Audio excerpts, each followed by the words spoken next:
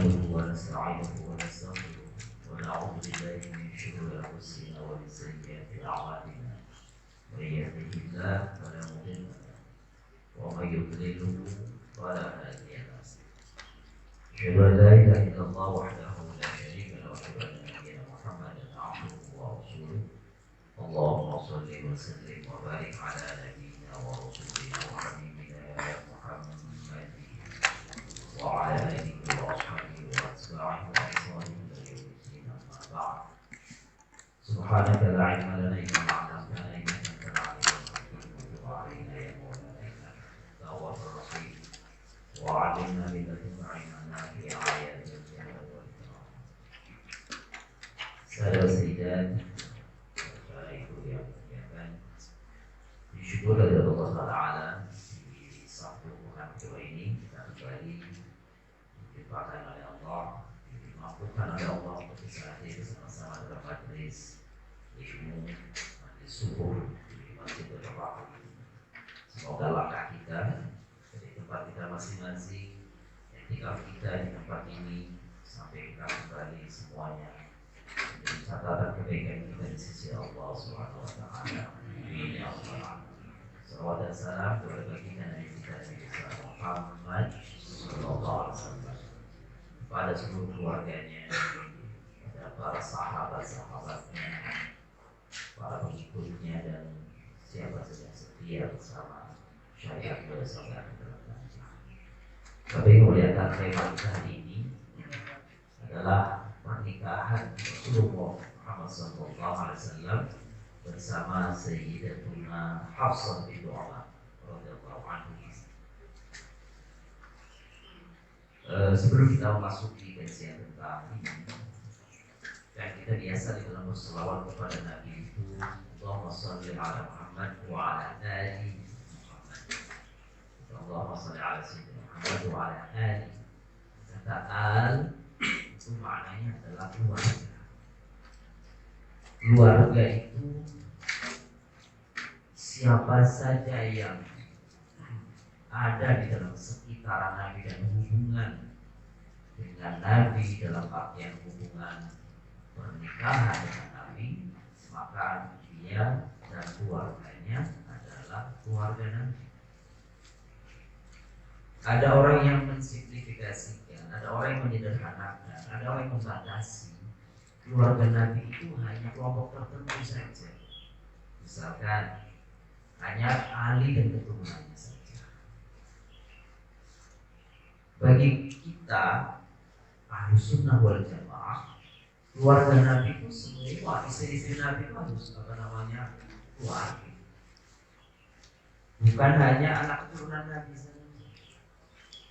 Nah, bapak-bapak ibu kan kita perlu pahami itu supaya kita jangan sampai terjebak kepada kelompok-kelompok tertentu yang hanya menyebutkan keluarga Nabi itu hanya keturunan dari Sayyidatuna Fatimah dan Ali bin Abi Thalib saja. Tidak. Semua istri Nabi adalah keluarga Nabi. Semua mertua-mertua Nabi adalah keluarga Nabi. Semua besan-besan Nabi adalah keluarga Nabi. Semua itu. Jadi termasuk dari mulai istri pertama beliau adalah Khadijatul Kubra, lalu istri beliau Sa'adah binti Zab'ah, lalu nanti Aisyah radhiyallahu anha, nanti Hafsah, nanti Siti Juwairiyah, nanti Maria Aditya, nanti Ummu Habibah, semua daripada orang-orang yang pernah berkalian rapat dengan Nabi dengan pernikahan, maka semua mereka itu adalah keluarga Nabi, masuk dalam kategori alun Nabi, seperti salawat kita Allahumma shalli ala Muhammad wa ala ali Muhammad. Nah, hari ini kita ingin membahas bagaimana tentang pernikahan Nabi dengan Sayyidatuna Hafsah binti Umar radhiyallahu anha. Jadi bapak-bapak yang dimuliakan, biasa kita di orang Indonesia ini kalau menyebut istri-istri Nabi atau orang-orang tertentu dengan panggilan Siti, Siti Hafsah. Padahal namanya bukan Siti Hafsah, Hafsah aja. Khadijah, kita juga Siti Khadijah. Ya Khadijah saja namanya Khadijah itu bintu Khuwailid. Aisyah, ya namanya Aisyah bintu Abi Bakar. Atau nama julukannya Ummi Abdillah seperti itu. Nah, kita tradisi kita menurut saya, terutama orang-orang Asia Tenggara, kita, Malaysia gitu, itu melabelkan, menambahkan di depan namanya dengan kata Siti. Siti itu apa? Siti itu sebenarnya singkatan dari kata Sayyidati. Sayyid kalau dia laki-laki, Sayyidah kalau dia perempuan. Kalau Sayyidah pun itu Sayyidati di dalam bahasa Arab. Nah, Sayyidati disingkat Siti. Apa Sayyidah atau Sayyid atau Sayyidat itu panggilan penghormatan kepada yang bersangkutan. Sebagaimana kalau kita biasa dalam bahasa Indonesia, bapak-bapak ibu mengatakan kalau kita mau memanggil orang lain kan tidak langsung memanggil namanya, apalagi kalau kita hormati orang itu. Misalkan, maaf, ada orang namanya misalkan Pak Hamid, misalkan, maaf kalau Hamid namanya. Kalau kita manggil kan Hamid, gitu Hamid, tapi Pak Hamid, Pak Hamid, Bu Hamid. Nah itulah dalam bahasa Sayyid atau Sayyidah. Lalu dalam bahasa kita Indonesia disingkat kalau perempuan Siti. Nah, dibilang ketemu Siti. Tapi akhirnya kita di Indonesia nama itu nempel setiap ada orang tertentu namanya ada Sitinya ya. Jadi kalau gitu saya nama orangnya siapa? Siti Humairah misalkan. Lalu kita panggil Ibu Siti Humairah. Jadi Siti itu sudah jadi nama. Padahal Siti itu aslinya adalah panggilan. Jadi nggak apa-apa gitu ya. Kalau laki-laki itu Sayyidi disingkat Sidi. Nah itu biasanya di daerah yang saya tahu Aceh, Padang. Nah, itu menggunakan kata Sidi. Jadi Sidi itu bukan nama asli, aslinya panggilan kehormatan. Nah itu Bapak Ibu kan sedikit informasi mengingatkan kita kembali tentang level-level nama. Bahkan bukan hanya istri Nabi ya. Apa namanya ibundanya Isa juga namanya Siti Maryam. Gitu ya. Istrinya Fir'aun yang kita kenal namanya Siti Asia. Pakai Siti semua begitu ya. Itu panggilan penghormatan. Nah, ini kami lihat bahwa dalam Baitul Nubuwah, rumah tangga Nabi Sallallahu Alaihi Wasallam, maka ada baiknya memang kita memahami. Ternyata Bapak Ibu ya kan, rumah tangga Nabi saja itu ternyata ada kita temukan itu apa yang kita sebut prahara, kemelut rumah tangga. Jadi memang dalam keluarga itu biasa saja terjadi sesuatu konflik, ada kemelut, ada masalah begitu. Dan yang kita akan lihat ini apa yang terjadi antara Nabi SAW dengan Hafsah, Nabi dengan Aisyah, Nabi Aisyah dan Hafsah dan sisi yang lain. Jadi tidak seperti yang kita bayangkan bahwa adem, ayem, tentrem, nggak ada gejolak, nggak ada apa. Enggak sesungguhnya. Bedanya dengan keluarga kita apa? Semua di dalam sirah nabawiyah itu Bapak Ibu bayangkan. Itu bedanya antara sirah Nabawi dan sejarah Islam. Kalau atau sejarah biografi tokoh-tokoh yang lain. Bedanya kalau sirah Nabawiyah itu apa saja diungkap tanpa ditutup-tutupi. Kenapa? Karena apapun yang terjadi itu menjadi petunjuk. Ada hikmah di belakangnya menjadi pelajaran bagi kita umat Islam. Kalau kita bicara biografi bisa atau autobiografi, sejarah tentang perjalanan hidup seseorang itu biasanya pilih-pilih yang bagus-bagus saja, yang jelek-jelek mungkin. Kenapa? Wah ini nanti jadi sentimen. Enggak, diungkap semua. Dan yang mengungkap kata-kata Al-Quran itu dibuka oleh Al-Quran. Kenapa? Semua kehidupan Nabi itu ada petunjuk. Betul awalnya itu adalah konflik, tetapi apa di ujungnya? Apa pesan? Apa namanya religinya bagi kita? Apa hukumnya bagi kita? Itu setiap kali terjadi peristiwa di dalam kehidupan Nabi SAW, baik dengan sahabat, baik dengan istrinya atau dalam keluarga. Baik, kita lanjutkan.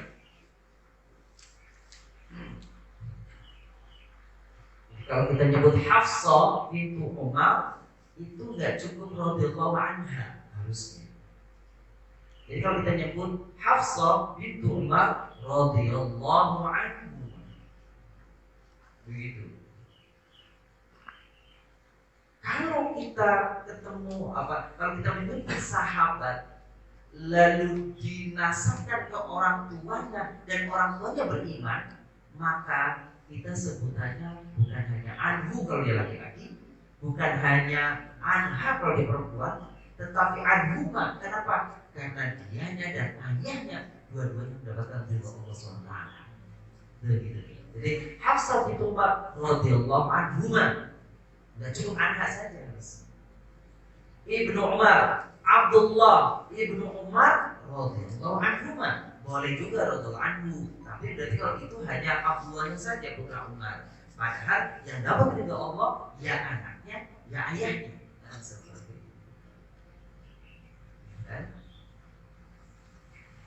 Tapi misalnya kalau kita nyebut Khalid bin Walid radhiyallahu anhu, kenapa? Karena ayahnya Khalid nggak mungkin. Baik, kita lanjutkan. Hafsah bin Umar bin Khattab radhiyallahu anhu. Nah, ini ilustrasi saja ya, ini bukan sesungguhnya. Waktu itu belum ada foto, jadi kita itu. Nah, bagaimana tentang Hafsah? Beliau adalah Hafsah putri dari Umar. Putri dari Umar bin Khattab. Jadi Umar bin Khattab itu punya anak-anak. Hafsah yang perempuan, Abdullah laki-laki, adanya lagi Ubaidillah. Jadi bapak-bapak yang menyatakan, kenapa ya anaknya sahabat-sahabat itu selalu disebut ayahnya? Contoh hadis, bapak-bapak ketemu hadis qala Ibnu Umar. Ibnu Umar itu artinya kan anaknya Umar. Enggak bilang qala Abdullah. Enggak. Kenapa bapak-bapak yang mengatakan digunakan? Sebab sahabat Nabi itu yang namanya Abdullah banyak banget. Anaknya Umar namanya Abdullah. Ibnu Mas'ud itu Abdullah. Abdullah Ibnu Mas'ud. Yang kita kenal kan Ibnu Mas'ud. Siapa lagi? Ibnu Abbas. Itu juga adalah Abdullah. Jadi karena begitu banyaknya yang disebut adalah nama ayahnya. Qala Ibnu Umar, berkatalah anaknya si Umar, berarti Abdullah nih. Berkatalah Ibnu Mas'ud, berarti Abdullah yang anaknya Pak Mas'ud. Qala Ibnu Abbas, nah berarti yang meriwayatkan Abdullah juga, tapi yang anaknya Al-Abbas. Jadi itu kenapa kalau hadis-hadis itu banyak nama-nama Arab itu dikaitkan kepada nama ayahnya daripada nama dirinya, sebab begitu banyak nama Abdullah. Ayahnya Nabi sendiri namanya Abdullah. Nanti putranya Nabi juga namanya Abdullah juga gitu. Jadi itulah orang Arab itu biasanya nyebut tiga, nyebut itu tiga. Dianya, ayahnya, kakeknya. Kenapa mesti begitu? Supaya ketukar. Tapi kalau nama orangnya saja bisa ketukar, ini yang mana? Jadi untuk udah menjadi tradisi di Arab, bapak-bapak ibu mereka makanya kalau mau umroh, mau haji, paspor kita kan mesti 3 kata ya. Nah, itu 3 kata. Ini bulan, gitu ya. Kecuali kalau namanya bapak-bapak ibu sudah 3 kata nggak bulan. Gitu ya. Tapi kalau dulu itu anaknya bin siapa. Sekarang nggak bisa begitu ya. Berarti kalau namanya 3, misalnya Muhammad Aziz Faruk, ya udah selesai. Muhammad Aziz Faruk. Bagaimana kalau Muhammad Aziz Faruk tambah ayahnya tambah kakek, bisa makin lagi dari web jadi para kita. Baik, itu asal. Hafsah lahir beberapa hari setelah Fatimah ya, bintu Rasul lahir. Jadi waktunya berdekatan dengan Fatimah. Waktu lahirnya itu berdekatan, hanya beberapa hari saja. Di sini dia disebutkan di sini di kitab Sirah Nabawi disebut bahwa Hafsah itu lahir pada saat peristiwa pengangkatan Hajar Aswad. Jadi bapak-bapak ingat ya, Ka'bah itu kan pada saat itu terjadi banjir besar, sehingga kemudian Hajar Aswadnya dipindahkan, lalu selesai direnov. Jadi Ka'bah itu telah terjadi beberapa kali renovasi. Renovasi yang pertama itu dilakukan oleh Ali Ibrahim alaihissalam bersama putranya Ismail. Jadi bapak-bapak yang bedakan, Ka'bah itu bukan didirikan oleh Ibrahim alaihissalam, bukan. Tugas Nabi Ibrahim bersama Ismail sebagaimana disebut dalam ayat itu, wa id yarfa'u Ibrahimul qawa'ida minal baiti wa Ismail. Itu kan. Dan ingatlah ketika Ibrahim bersama anaknya mengangkat, meninggikan. Jadi yang pertama kali itu bukan Ibrahim yang membangun Ka'bah itu, fondasinya maksudnya sudah ada fondasi. Lalu Nabi Ibrahim bersama Ismail hanya menambah batanya ke atas. Kira-kira kalau ini bata, kalau bahasa kita ya, batanya ke atas. Nah, itulah kemudian bangunan Ka'bah. Nah, ketika terjadi banjir besar, direnovasi Ka'bah itu, batu Hajar Aswadnya itu ketika mau meletakkan kembali terjadi konflik antar tokoh-tokoh Arab waktu itu, rebutan siapa yang berhak untuk mengangkat batu atau Hajar Aswad ini ke tempatnya. Ribut, hampir terjadi peperangan. Akhirnya kemudian disepakatilah siapa orang yang pertama kali masuk ke Masjidil Haram, itulah yang pertama kali berhak untuk mengangkat Hajar Aswad. Lalunya dibikin pesta maksudnya apa itu? Bikin pesta supaya orang pada ketiduran. Gitu. Jadi nanti siapa yang duluan? Ternyata yang duluan masuk gitu adalah Nabi Muhammad SAW, sehingga disepakatilah Nabi Muhammad waktu itu belum jadi Nabi. Muhammad lah yang akan mengangkat Hajar Aswad. Nah, akhirnya dengan kebijaksanaan Nabi Shallallahu Alaihi Wasallam, beliau tidak mengangkatnya Hajar Aswad itu sendiri, tapi beliau melebarkan ridanya. Rida itu sorbannya. Beliau bentangkan sorbannya lebar-lebar, lalu masing-masing ujung daripada sorban tadi, rida tadi, dipegang oleh tokoh-tokoh ketua-ketua sukunya, ketua-ketua kelompoknya, masing-masing memegang ujung daripada sorban itu. Lalu diletakkanlah batu di tengahnya, sehingga semua suku tadi menganggap kami turut mengangkat Hajar Aswad. Luar biasa. Nah, Nabi SAW itu sejak mudanya memang dikenal sebagai orang yang bijaksana, tidak pernah berdusta, sudah digelari. Nah, peristiwa itu saat Hajar mengangkat Hajar Aswad, di saat itulah Hafsah dan Fatimah lahir. Hafsah adalah seorang wanita yang berparas cantik, bertakwa, dan wanita yang segan. Ini nanti Hafsah ini nanti kita akan bertemu di kisah ini. Apa betul Hafsah itu pernah ditalak oleh Nabi? Apakah betul di dalam rumah tangga Nabi pernah terjadi talak? Talak ya gitu ya. Bukan belum cerai, enggak ada cerai. Talak. Jadi talak itu kan di dalam Al-Quran ada dua, yang raj'i, ada satu yang ba'in. Yang ba'in namanya, yang ba'in. At-talaqu marratani fa imsakun bima'rufin aw tasrihun bi ihsan. Semua ada tiga talak itu. Talak raj'i pertama, yang kedua talak raj'i, yang ketiga talak ba'in. Apa talak ba'in? Selesai, nggak boleh nikah lagi sampai dengan gitu, istri yang ditalak tadi menikah dengan laki-laki lain. Jangan dibalik bapak-bapak, bukan bapak-bapaknya menikah dengan yang lain, istri yang menikah yang lain, baru dia boleh menikah lagi dengan istri yang setelah ditalak oleh suami yang berbeda itu. Jadi bukan suami yang menikah lagi, tapi boleh suami menikah lagi, tapi syaratnya itu namanya nikah tahlil. Itu apa? Sang istri yang sudah talak baik tadi, kalau mau nikah lagi harus menikah dengan suami, dengan orang lain, gitu, tanpa rekayasa. Setelah terjadi talak baik lagi, barulah dia boleh menikah ulang. Ya, baik. Ini Hafsah. Kepribadian Hafsah itu bagaimana kepribadiannya itu? Dia mewarisi sikap ayahnya yang tegas. Lalu kemudian dia pandai membaca dan menulis. Maka salah satu di antara wanita-wanita riwayat hadis selain dari hadis Nabi yang dari Aisyah melakukan ia berjasa mengumpulkan Al-Quran pada masa Abu Bakar.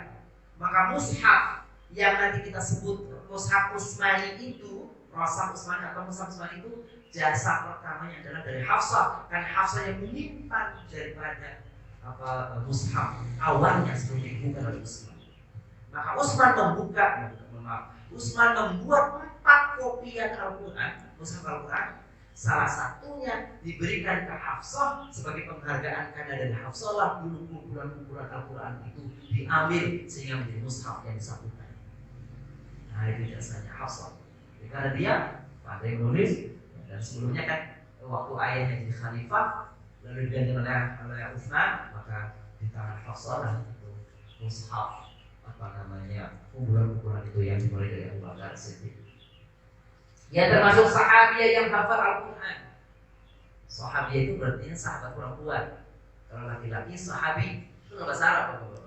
Kalau kita kan sahabat, sahabat. Jadi kalau sahabat itu sebenarnya dalam bahasa Arab sahabat itu artinya banyak, bukan satu orang. Terus kita sebut para sahabat. Jadi double gitu. Padahal sahabat itu banyak ditambah para kan artinya banyak. Kalau satu harusnya nyebutnya dalam bahasa Arab nih. Kalau laki-laki namanya sahabi, kalau perempuan namanya sahabiyah. Baru itu para sahabi, tapi enggak ya berarti para sahabat jadi jamak gitu ya. Tidak apa-apa lah. Yang menjadi bahasa Indonesia masalahnya itu.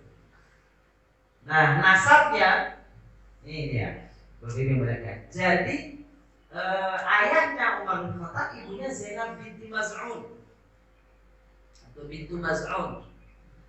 Zainab itu banyak. Istri Nabi yang Zainab itu ada 2 bapak-bapak. Zainab bintu Jahsy, gitu kan? Itu dia, salah satunya. Terus putrinya Nabi namanya Zainab. Sekali lagi jadi orang Arab biasa menyebut nama ayah. Namanya Hafsah ya. Nah, pernikahan Hafsah sebelum dengan Nabi, Hafsah itu sudah menikah dengan seorang namanya Khunais As-Salmi Al-Quraisy. Jadi waktu nikah dengan Nabi nanti dalam keadaan satu saja. Setahu saya Bapak Ibu yang nikah gadis itu dengan siapa? Saya ada satu lagi. Satu lagi ada, cuma jarang. Dengan siapa? Dengan Maria Maria.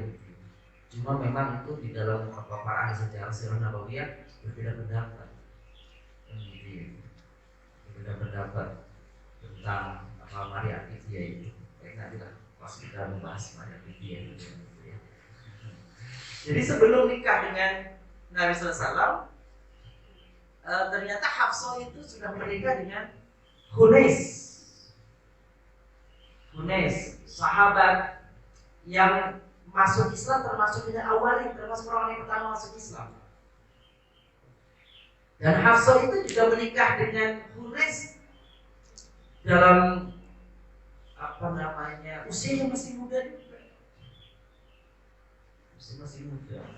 Nah, Hunais itu termasuk orang yang pernah berhijrah ke 2 tempat, ke 2 lokasi. Pertama hijrah ke Habasyah dan yang kedua hijrah ke Madinah bersama Nabi Sallallahu Alaihi Wasallam.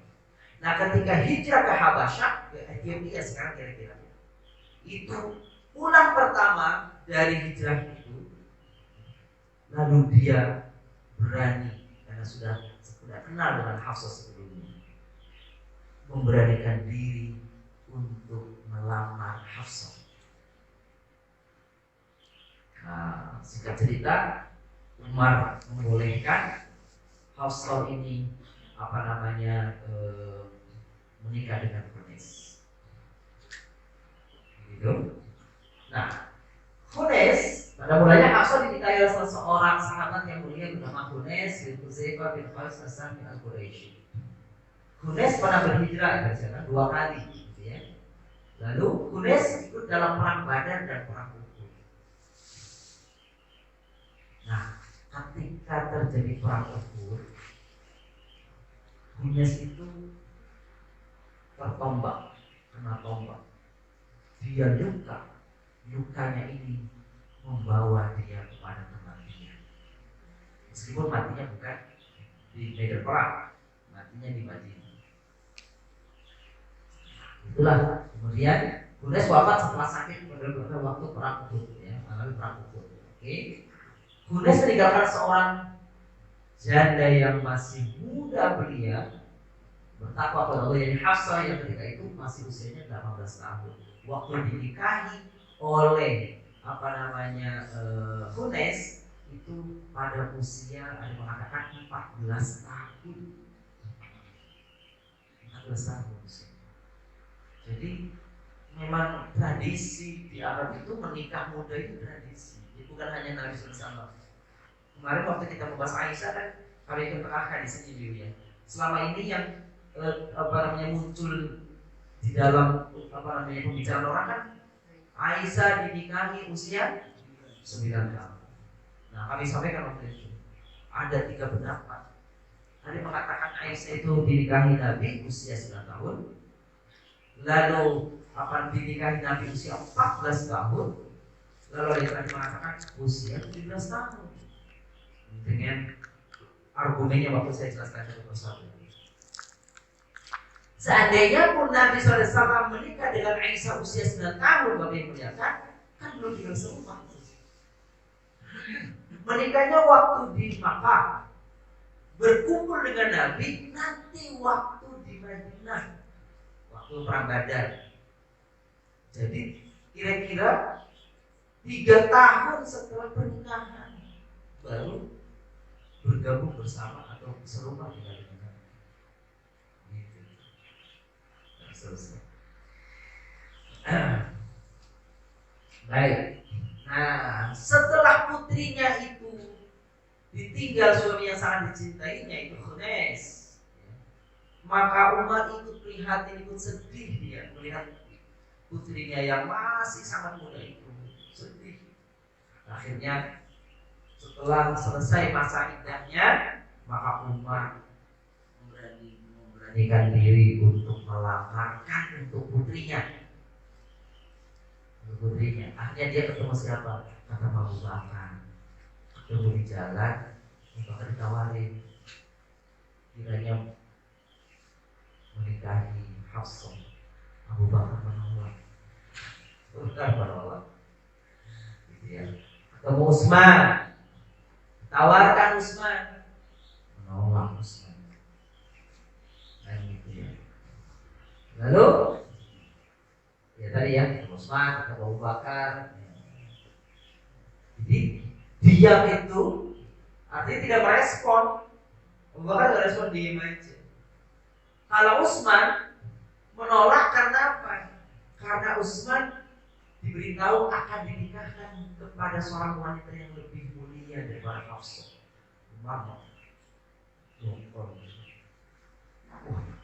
saya tawarkan siapa yang lebih mulia daripada anak saya. Kenapa Utsman menolak? Utsman menolak karena akan dinikahkan dengan seorang wanita yang lebih mulia daripada Hafsah. Baik. Ketika Abu Bakar menolak, maka kemudian Umar itu ngadu kepada Nabi. Ngadu maksudnya bukan melamar, ngadu. Pertama kalau kepada Utsman, kepada Abu Bakar nawarkan. Tapi 2 sahabat dekatnya itu tidak memberikan respon yang baik. Akhirnya Umar ya curhatlah ke Nabi. Jadi bahasa kita sehingganya ya sahabat Rasulullah, kenapa emang gitu Nabi? Itu Hafsah gini ditawarkan kepada Utsman, katanya Utsman mau dinikahi kepada wanita yang lebih mulia daripada Hafsah. Kepada Abu Bakar, dia diam aja, nggak kasih respon. Posisi betul wahai Umar, Abu Bakar Pak Utsman memang akan dinikahkan kepada seorang wanita yang lebih mulia daripada Hafsah, tapi Hafsah akan menikah dengan seorang suami yang lebih mulia dari Utsman. Umar mikir dia kan gitu, mikir yang lebih mulia daripada Utsman siapa? Abu Bakar menolak gitu. Tidak ada orang yang lebih mulia daripada Abu Bakar dan Utsman kecuali baginda Nabi Muhammad sallallahu alaihi wasallam. Dan akhirnya Utsman nanti dinikahkan kepada Ummi Kulsum setelah sebelumnya menikah dengan Ruqayyah. Ruqayyah wafat pada saat perang Badar, bukan di dalam medan perang tapi karena sakit gitu. Lalu setelah wafat Rasulullah nikahkan Utsman dengan putri Rasul yang kedua, Ummi Kulsum, sehingga Utsman menikah dengan dua putri Nabi sallallahu alaihi wasallam, namanya digelari apa? Zunnurain. Itulah kenapa Utsman diberi gelar Zunnurain, orang yang memiliki dua sinar, dua cahaya, karena dia menikahi dua putri Nabi sallallahu alaihi wasallam, tetapi dalam waktu yang tidak bersamaan. Setelah kakaknya wafat terlebih dahulu, maka kemudian dia menikah dengan Ummi Kulsum. Ini dia. Akhirnya Rasulullah mengatakan Utsman akan menikah dengan wanita yang lebih baik dari Hafsah, dan Hafsah pun akan menikah dengan seorang yang lebih baik dari Abu Bakar dan Utsman. Udah yakin? Wah, bahagialah Utsman, Umar bin Khattab mendengar jawaban Nabi ini. Akhirnya Rasulullah melamar Hafsah. Kebahagiaan Umar atas lamaran itu disampaikannya kepada Abu Bakar. Abu Bakar jawab. Nah barunya bujangkan ngomong, Abu Bakar ngomong, wahai sahabatku, kenapa kemarin ketika engkau menawarkan Hafsah kepada aku diem aja, nggak ngomong apa-apa, karena aku sudah tahu bahwa Rasul akan menikahi putrimu itu. Jadi nggak banyak, nggak ini, saya nggak etis lah saya kasih menjanjikan atau ini. Saya diem saja, kenapa? Karena saya sudah tahu. Terus saya bilang, dia banyak, kalau ngomong harusnya kan gitu ya. Ini gitu ya. Wahai sahabatku Umar, jangan marah, sesungguhnya Rasulullah SAW pernah berujar akan menikahinya. Makanya aku tidak berani menjawab. Seandainya tidak, Rasulullah tidak ngomong begitu, tidak berniat itu, pasti aku mau. Kata Abu Bakar. Jadi Bapak Ibu lihat coba, 4 sahabat Nabi ini, Abu Bakar, Umar, Utsman, Ali, gimana gak erat itu hubungannya? Karena sedangkan yang lainnya keluarga Nabi semua. Ketemu besan, ketemu mantu, iya gak? Abu Bakar apanya Nabi? Besan. Sekarang Umar apanya Nabi? Besan. Utsman apanya Nabi? Mantu. Kan gitu ya. Terus Ali apanya? Mantu. Besan sama mantu semua gimana gak? Itu nepotisme gak? Nepotisme, tapi nggak apa-apa. Nepotisme itu kalau benar, kalau adil, kalau jujur. Nepotisme untuk tujuan yang buruk kan itu baru nggak boleh. Kalau nepotisme, Nabi semua sama seperti nepotisme, tapi yang benar. Madinah berbahagia di bulan Sya'ban tahun 3 Hijriah karena pernikahan dengan Hafsah. Dan ada Hafsah. Lain pernikahan dengan Hafsah. Hafsah juga menikah dengan Rasulullah Muhammad sallallahu alaihi wasallam. Kebiasaan Nabi waktu kan kalau menikah itu apa itu? Memanggil dufuf. Dufuf itu apa? Kalau bahasa kita lebaran, pokoknya diramaikan. Jadi ada hadis Nabi mengatakan begini nih ibu bapak yang melihat, supaya kita juga mengerti. Kalau melamar, lamaran kata Nabi akhful khitbah, a'linun nikaha wa akhful khitbah. Artinya apa? Kalau menikah, ramaikan, kasih tahu orang, umumkan, undang sebanyak-banyaknya orang. Kalau melamar, diam-diam, jangan umumi. Ini baru lamar, orang tahu semua. Kenapa? Sebab kalau orang melamar itu Bisa nggak jadi nggak? Bisa. Kalau nggak jadi, berarti kan orang lain akan masuk. Tapi ketika pelamaran itu diramaikan, terus putus diam saja, orang lain kan takut mau masuk. Nah, ini jadi fitnah keluarga. Jadi kalau melamar, cukup keluarga saja yang tahu. Keluarga perempuan, keluarga laki.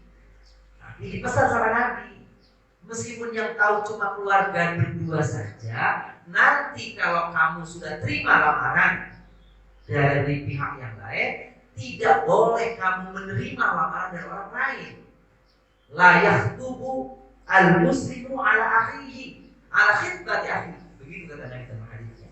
Tidak boleh seseorang menerima lamaran atau melamar orang lain yang berada di dalam lamaran orang lainnya. Jadi nggak boleh. Gitu. Jadi kalau tadi hadis Nabi pesannya pada kalau khitbah dirahasiakan, kalau menikah diramaikan. Jangan kembali. Waktu lamaran, heboh bikin acara kayak nikah, waktu nikah diem aja. Nah gitu kembali. Kenapa kalau nikah diumumkan, diramaikan supaya jangan jadi fitnah. Berduaan aja jalan, ekonomi fitnah. Jadi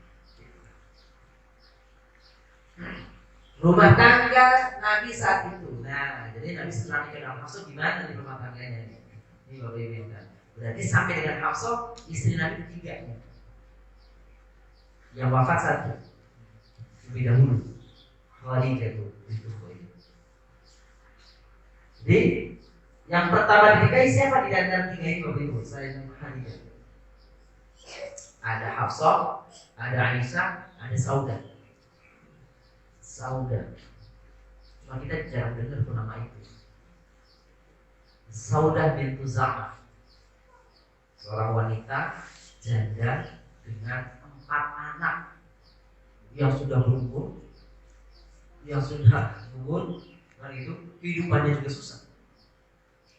Kenapa Nabi ditawarkan kepada menikahi Saudah tadi? Sebab ketika ditinggal oleh Hafsah, oleh Khadijah bintu Khuwailid, Nabi nggak ada yang ngurusin kayak gitu, kasihan. Nabi ngurusin nanti. Akhirnya ya sudahlah ini ada orang yang sudah tua, tapi dia punya perhatian yang bagus. Gitu. Terus istri sahabat yang mati di perang, bukan mati di perang, mati dalam perjalanan ke Habasyah hijrah dan Hunes. Cuma kalau Hunes meninggalnya di Uhud, kalau dia meninggalnya waktu hijrah ke Habasyah. Nah, itu Saudah. Lalu jadi Saudah dulu, nih. Lalu Aisyah dalam waktu yang gak berselang lama. Bahkan orang Nafisah menawarkan kepada Nabi dua-duanya, Aisyah dan Hafsah, apalagi Saudah. Tapi waktu itu Nabi memilih Saudah. Gak lama kemudian Nabi menikahi Aisyah radhiyallahu anha. Setelah hijrah 3 tahun ketiga hijrah, beliau menikahi Hafsah. Bertambah 1 ruangannya. Saya pernah jelaskan Ibu, Masjid Madinah. Lalu kemudian ketika 1 orang buatlah 1 kamar. Kalau nambah, kamarnya 2. Nambah lagi, kamarnya 3. Tambah lagi temboknya, tambah lagi. Sehingga kamar istri Nabi itu berjejer di samping Masjid Nabawi. Gampangnya sekarang kalau mau diingatkan itu kamarnya Aisyah itu yang sekarang jadi raudhah, jadi kuburan Nabi kan raudhah terus kuburan ya.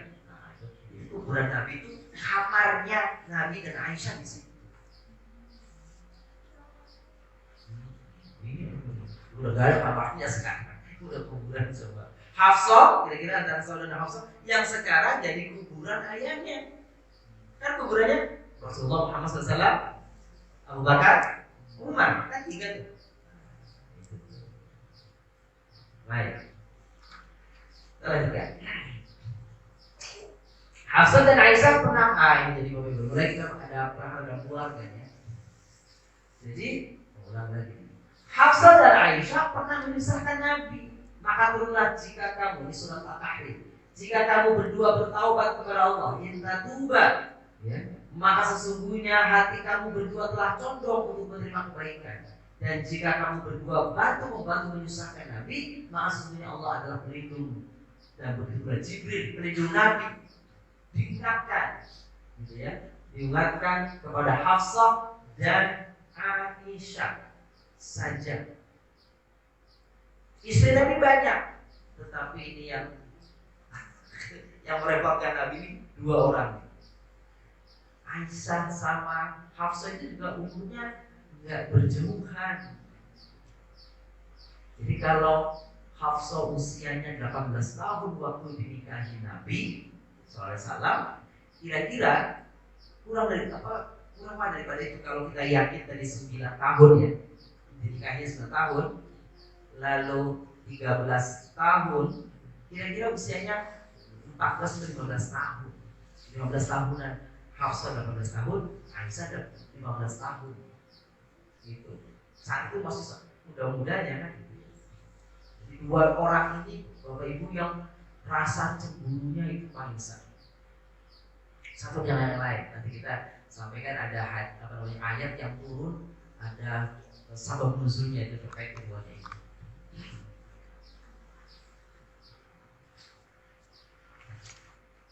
Nah, nanti ini kalau itu nanti ya. Ini nanti lagi. Ini nanti ada lagi nih ya. Aisyah, Hafsah, Maria Al-Qibtiyah. Jadi kisah tentang kemelut dari Nabi Hafsah ini Nabi istri udah banyak nih. Jadi kisahnya bukan ketika awal pernikahan. Begitu lama sudah menikah, Nabi menikahi Maria Al-Qibtiyah di suatu hari. Bapak-bapak juga melihat Maria Al-Qibtiyah itu, orang katanya itu wanita itu cantik sekali. Jadi gini kisahnya, Nabi menaklukkan daerah Mesir, mengirim surat kepada Raja Mesir, namanya Muqawqis. Muqawqis menerima tawaran surat Nabi untuk masuk Islam. Dia respect, tetapi dia mohon maaf, saya tidak bisa menerima tawaran Anda untuk mengikuti keyakinan Anda. Tapi bagus, apa tuh bahasanya santun. Beda dengan apa? Dengan Heraklius Raja Romawi. Begitu dikirim surat yang sama seperti kepada Muqawqis, dia robek tuh suratnya di depan utusan Nabi.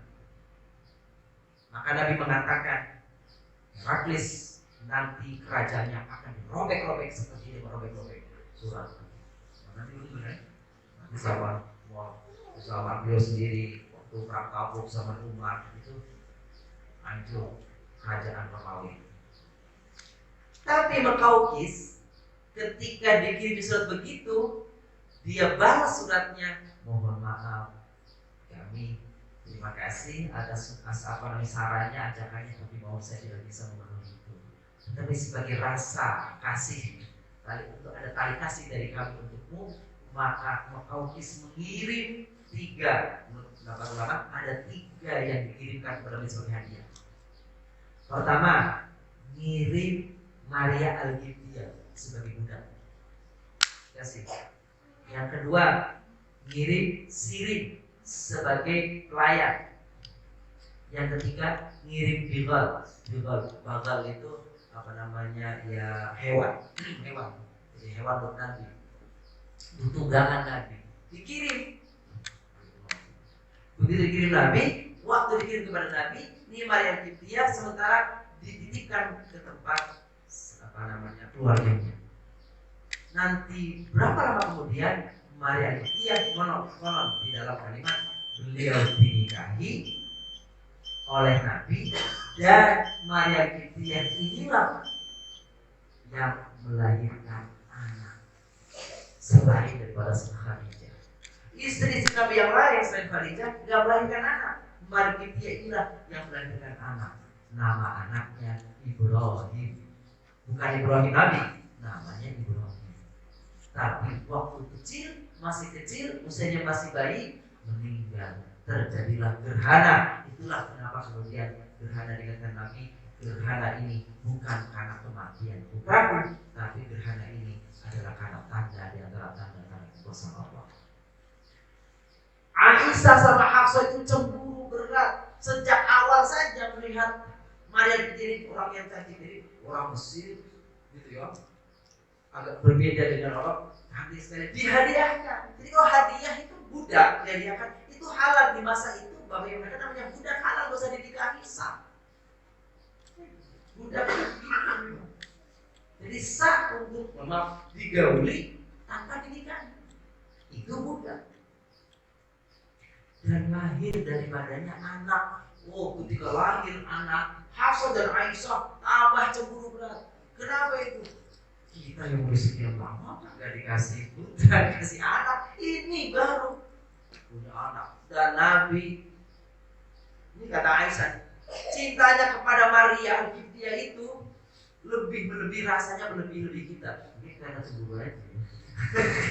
Cemburu aja. Akhirnya bermainkan hati.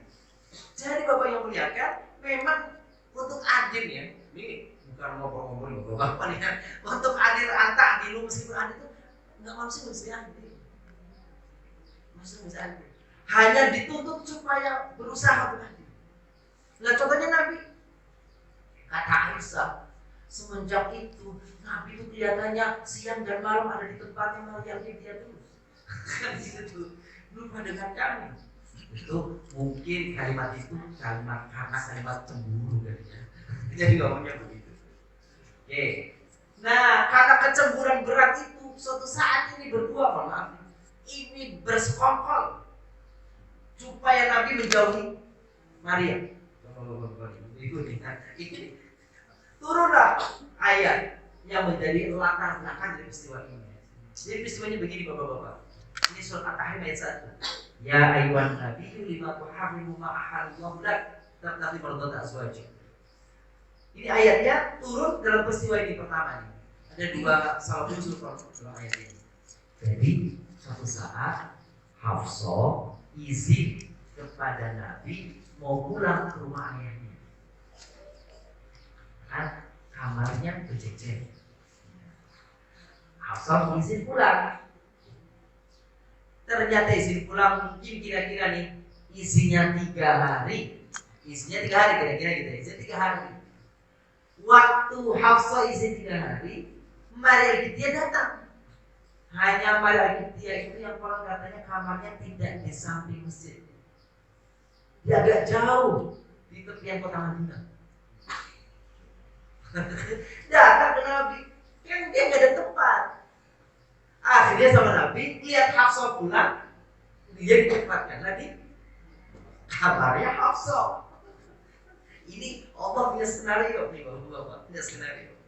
Waktu Maria Al-Qibtiyah ada di kamarnya Hafsah bersama Nabi, Hafsah pulang. Waktu Maria ini Hafsah pulang, itu terbuka. Kenapa terjadi apa? Dilihat di dalamnya itu ada apa? Ada Maria dan ada Nabi. Oh, bergejolak dia. Marah besar. Mendiamkan Nabi. Nabi tahu begitu, bersegera Nabi supaya Hafsah jangan marah, maka Nabi mengucapkan kalimat seperti ini.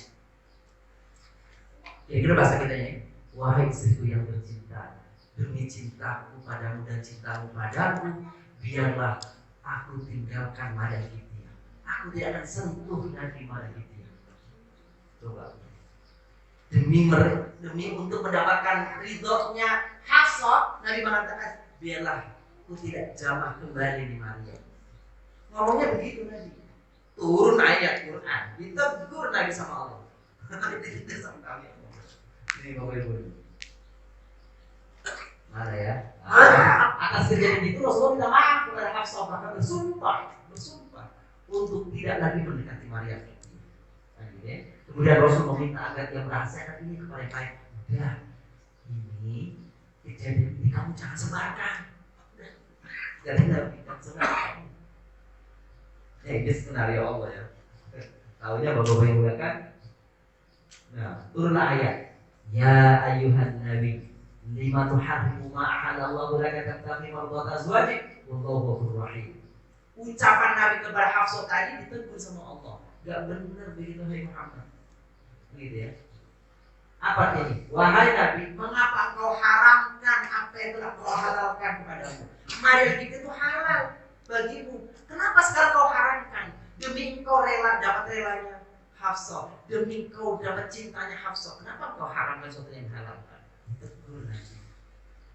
Itu bedanya sama kita, bapak-bapak, ibu-ibu. Kalau Nabi keliru, langsung turun ayat diluruskan. Kalau kita salah, aman gitu.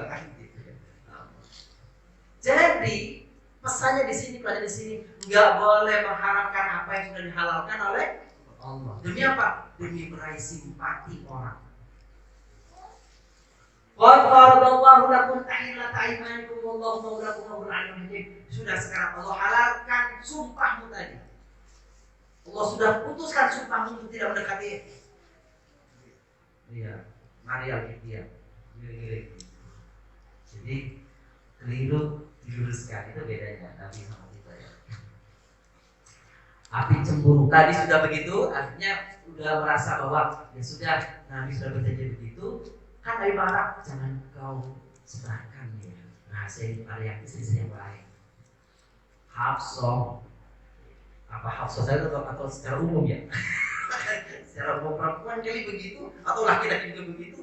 Kalau dikasih rahasia, kita nggak bisa nahan, nggak bisa ini nyimpen. Pak, kita ngomong nih berdua, rahasia nih jangan tahu siapa ya. Nanti dia nih ngomong ke temennya, mohon maaf ini rahasia ya. Ngomongnya begitu. Ngomong begitu kepada 10 orang, akhirnya dia jadi rahasia lagi. Kan gitu ya Bu ya? Iya kan? Ini gimana nih? Rahasia nih. Ngomongnya rahasia tapi disampaikan.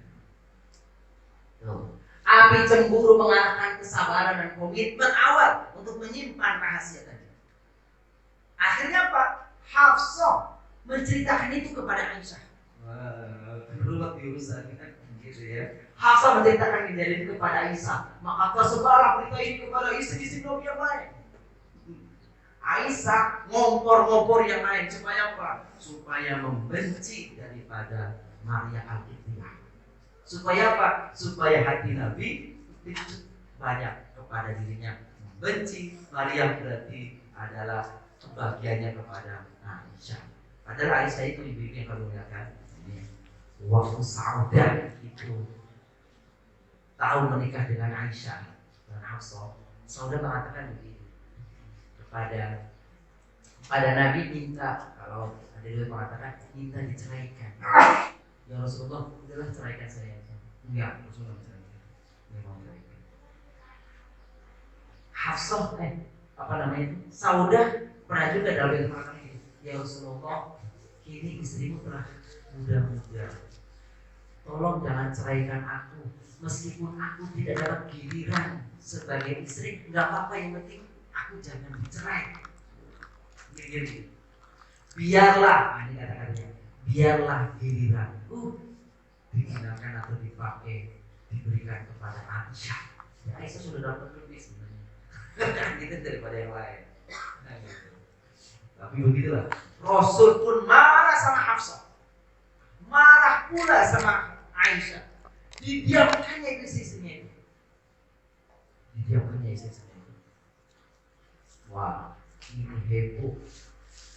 Sahabat-sahabat lain, Umar, ayah Hafsah marah sama Hafsah. Abu Bakar, ayahnya Aisyah marah sama Aisyah. Nabi diperlakukan seperti sama dia berdua nih, marah berdua. Kalau bahasa kita nih, kamu bisa-bisanya melakukan seperti ini kepada Nabi berkasih Allah. Aku gak rela. Kan? Itu dia. Ini hadisnya ya, kayak hadis ayat ya tadi. Wa idza asara Nabi ila ba'di aswaji haditha, ketika Nabi merahasiakan peristiwa tadi kepada sebagian istrinya, falamma naba'at bihi wa taharrallahu alaihi, tetapi ketika kemudian dia si Hafsah ini menceritakan itu kepada yang lain, wa taharrallahu alaihi, dan Allah beritahukan tentang apa yang dilakukan oleh Hafsah ini kepada Rasulullah SAW, arafa ba'dahu an ba'din falamma nabaha qalat man amaka hadza. Ketika dikasih tahu, Nabi bilang, aku tahu kamu sudah memberitahukan ini kepada Nabi. Oh, dari siapa tuh aku menciptakan ini? Kata Nabi, Allah yang ngasih tahu kepada aku bahwa kamu telah menciptakan kepada yang lain. Turun ayat selanjutnya. Jadi ini bapak-bapak, ibu-ibu kalau nanti baca surat Tahrim ya, surat ke-66 di dalam Al-Quran itu kisahnya bagus itu dari awal sampai beberapa tentang cerita wanita-wanita solehah dan wanita yang durhaka gitu ya, dunia dan akhirat itu ada di akhir ayat-ayat terakhir. Nah ini dia apa namanya ancamannya nih. Intatuba ilallah, kalau kalian berdua, hai Hafsah dan Aisyah, bertaubat kepada Allah, menyadari kesalahan kalian berdua atas sikap kalian kepada Nabi, ini kan turun wahyu kepada keduanya melalui Nabi untuk dua objek itu, dua perempuan ini. Faqad sabatku qulubukum, maka sesungguhnya memang hati kalian cenderung kepada taubat itu sesungguhnya. Tapi wa intazoharu alaihi, tetapi kalau kamu membangkang, kamu tetap menyusahkan keduanya, kalian berdua menyusahkan Nabi, fa innallaha wa maulahu, ketahui bahwa sesungguhnya Allah adalah pelindung Nabi dan Jibril, juga pelindung Nabi dan orang-orang saleh, orang-orang mukmin, para malaikat seluruhnya menjadi penolong Nabi. Nabi tidak akan kekurangan. Kalau kamu diceraikan, Nabi masih banyak istri-istri yang bisa dinikahkan untuk dia. Kira-kira gitu.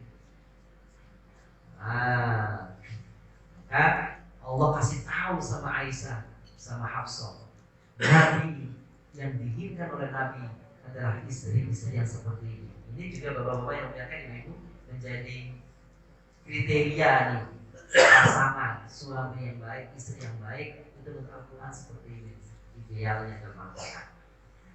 Asa rabbuhu in talaqtunna, boleh jadi jika Tuhannya, maksudnya Allah SWT, Muhammad SAW menceraikan kalian, istri-istri khususnya Hafsah dan Aisyah, ayyubdilahu, Allah akan ganti untuk dia yang diceraikan itu azwajan, istri-istri khairan minkunna, yang lebih baik dari kalian berdua atau kalian semuanya istri-istri Nabi. Siapa istri-istri yang ideal itu? Suami-suami yang ideal itu muslimatin, mu'minatin, qanitatin, taibatin, abidatin, salihatin, thayyibatin wal qar. Kira-kira nih ciri pasangan yang baik dalam Al-Quran ini. Pertama, yang berserah diri kepada Allah, tunduk pasrah kepada Allah. Yang kedua, yang beriman. Ini siapa saja pasangan, ya suami, ya istri. Yang taat, yang taubat, yang beribadah, yang berpuasa. Bisa itu wujudnya adalah janda atau budak maupun perawan atau berjanda.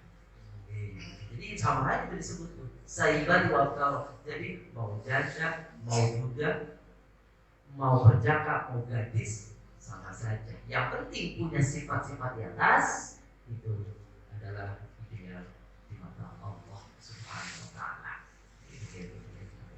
Kata sini kata al, ini udah suruh ya. Baik, sebenarnya masih ada beberapa lembar lagi tadi karena sudah suruh mungkin sebentar tunjukkan. Kalau ada mungkin tanya, ayo. Baik, terima kasih. Kalau ada pertanyaan, saya kasih kesempatan. Tapi sebenarnya kalau misalnya mau ini bisa dilanjutkan pada saat silaturahmi. Kita balik baik. Atau masih ada ini mau bertanya? Ibu-ibu, kalau nggak ada Aman. seru juga ini maksud. Mungkin ditutup dengan doa, Ustaz.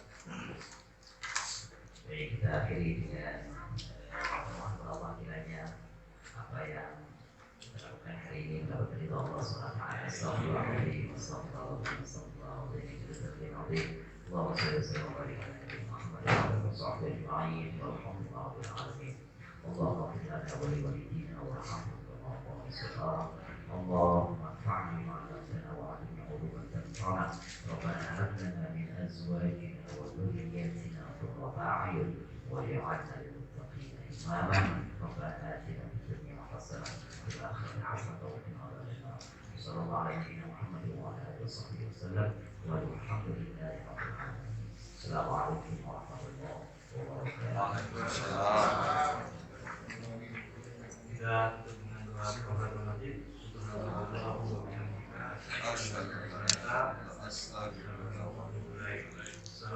warahmatullahi wabarakatuh.